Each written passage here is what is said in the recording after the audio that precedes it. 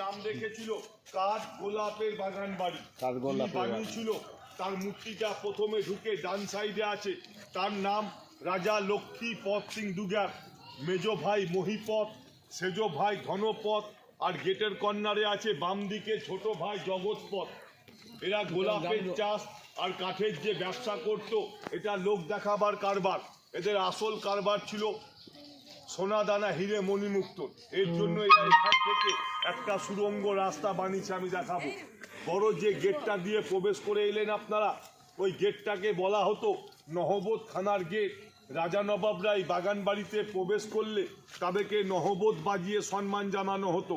এখন নবাব গেছে মোড়ে, হাতি গেছে সরে, একটাই গেট, টিকিটের 30 টাকা রেট, বাইরে আছে গাড়ি, চলুন তাড়াতাড়ি।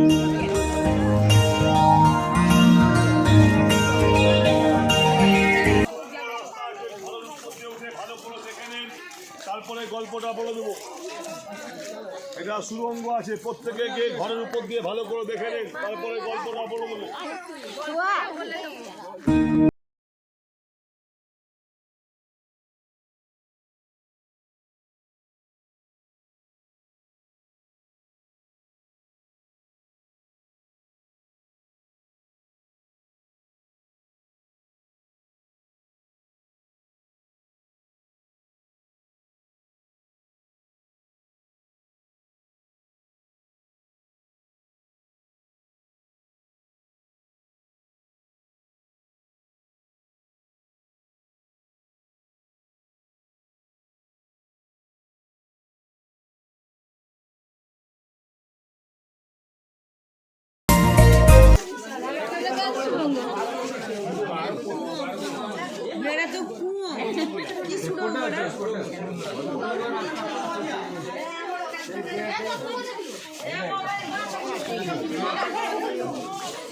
সরা সরা সরা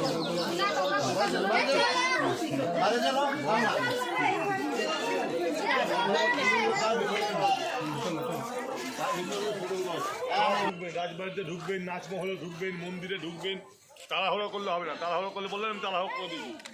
টিকিট কেটে দেখেছেন, বারবার দেখতে পারবেন না। এটা দেখতে যা সময় লাগবে হাজারদুয়ারি দেখতে, এরপরে বাকি যা দেখবেন সব কবর।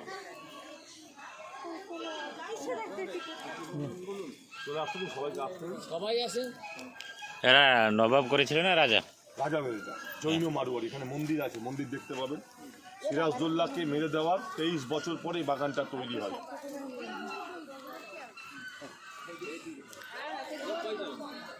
প্রত্যেকে এখানটায় চলে আসুন।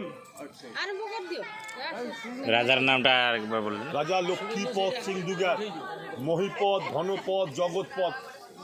4 জেনারেশন রাজস্থান থেকে এসে বাগান বানিয়ে গোলাপের চাষ আর কাঠের ব্যবসা করতে বলে বাগান বাড়ির নাম রেখেছিল কাঠ গোলাপের বাগান বাড়ি। বাগান বাড়ির মোট এলাকা 260 বিঘে, এখনো পাঁচিল দিয়ে ঘেরা আছে।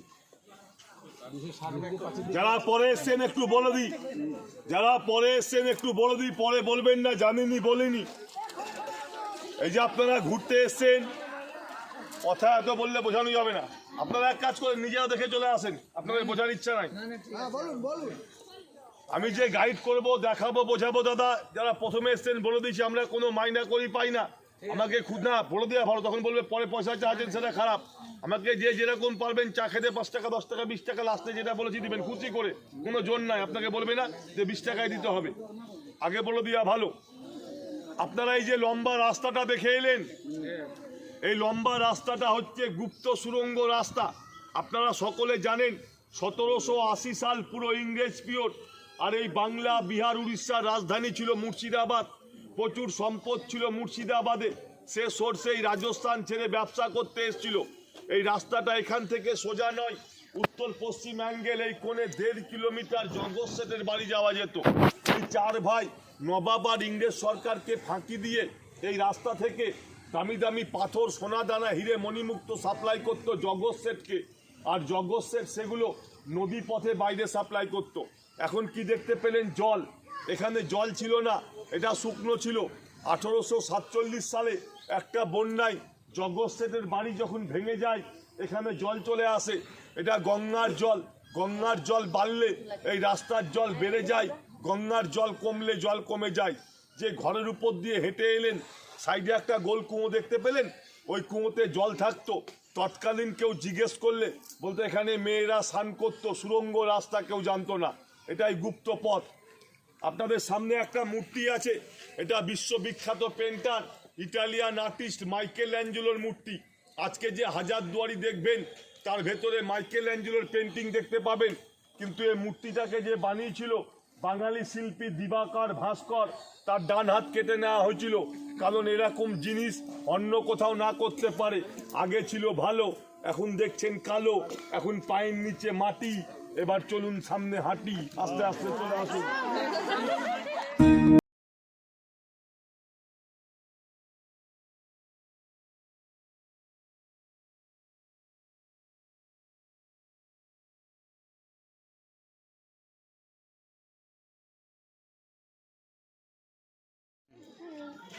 আপনাদের সামনের এই বাড়িটা আপনারা ফেরার পথে ঢুকে দেখবেন একটাই রাস্তা, এই রাস্তা দিয়ে ফিরে আসতে হবে। এই বাড়িটা হচ্ছে পশ্চিম বাংলার সর্বপ্রথম চিড়িয়াখানা।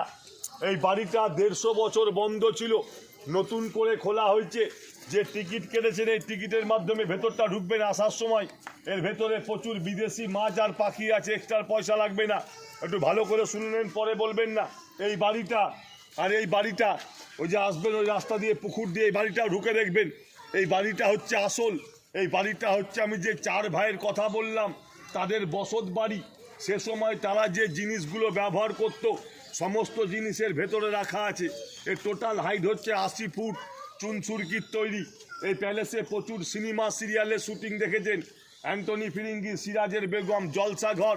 একদিকে ছিল রাজা, আগে রাজার বাস ছিল, এখন পায়রা ঘুঘুর বাস। এখন পেছনে বাগান, আমার সঙ্গে সামনে আগান।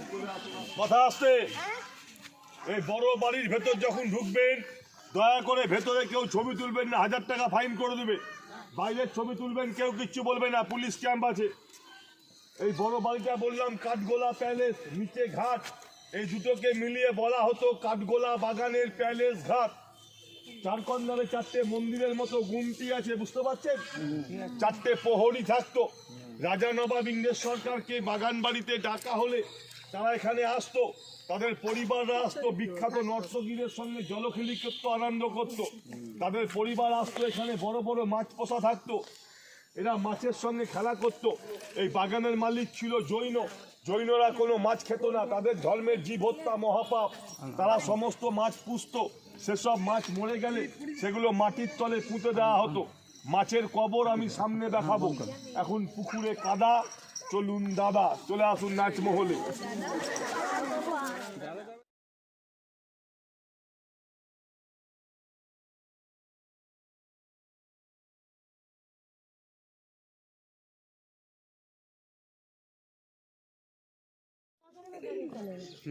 চলে আসেন।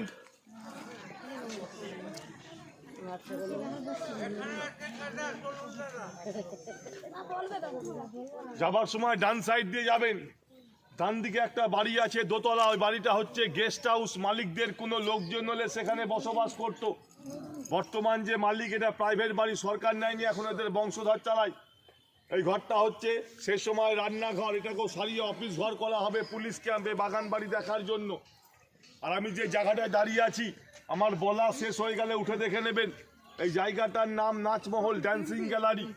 জায়গাটা পুরোটা বেলজিয়াম কাচের ঘেরা ছিল।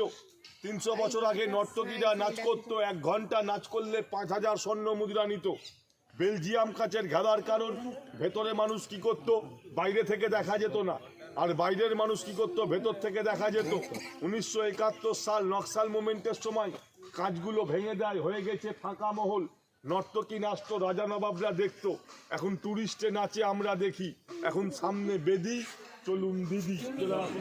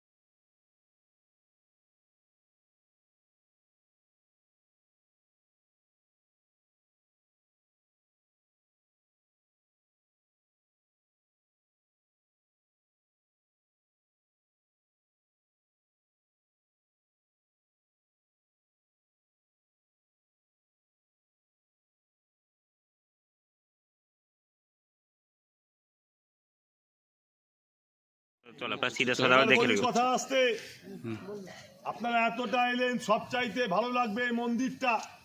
এটাকে জৈন মন্দির বলা হয়। আমার বলা শেষ হয়ে গেলে প্রত্যেকেই গেটের সামনে জুতো খুলে ভেতরে যাবেন। এর ভেতরে আদিনাথ, পরেশনাথ, মহাবীরের মূর্তি আছে। মন্দিরটা পুরো পাথরের। মন্দিরের ভেতর ছবি তুলবেন না, খুব ভালো লাগবে। মন্দিরের সামনে একটা পুকুর আছে, জুতো পরে এদিক দিয়ে গিয়ে ওই দিক দিয়ে বেরাবেন, ওটা পদ্ম পুকুর। এখান থেকে পদ্ম ফুল নিয়ে এই মন্দিরে পুজো হতো। পেছনে একটা মোটা গাছ ছেড়ে লোকগুলো দাঁড়িয়ে আছে, ওই গাছটা বাগান বাড়ির পুরনো গাছ। অনেকে ভাবে আম বা জাম গাছ, এটা চাপা ফুলের গাছ। এই গাছের ওপর চাপা, ভেতর ফাঁপা। আর লক্ষ্য করুন মন্দিরের ওপরে পেতল আছে, ওগুলো ব্রিটিশ পিরিয়ডে সোনা ছিল। যখন ব্রিটিশ সরকার যায় তারা সোনা খসিয়ে পেতল দিয়ে যায়, আবার যদি আসে পেতল খসিয়ে টিন দিয়ে যাবে। এখানে গেট। আমার বক্তব্য এখানেই শেষ। আমাকে যে যেরকম পারবেন 10-20 টাকা এখানে দিয়ে ছেড়ে দিবেন। নিজের আস্তে সুস্থে দেখুন, একটাই রাস্তা। মন্দির দেখে সোজা বেরাবেন, বড় বাড়িটা ঢুকবেন, চিড়িয়াখানা দেখে শেষ। আমাকে এখানে ছেড়ে দেবেন, যে যেটা পারবেন নিজের আস্তে সুস্থে দেখুন।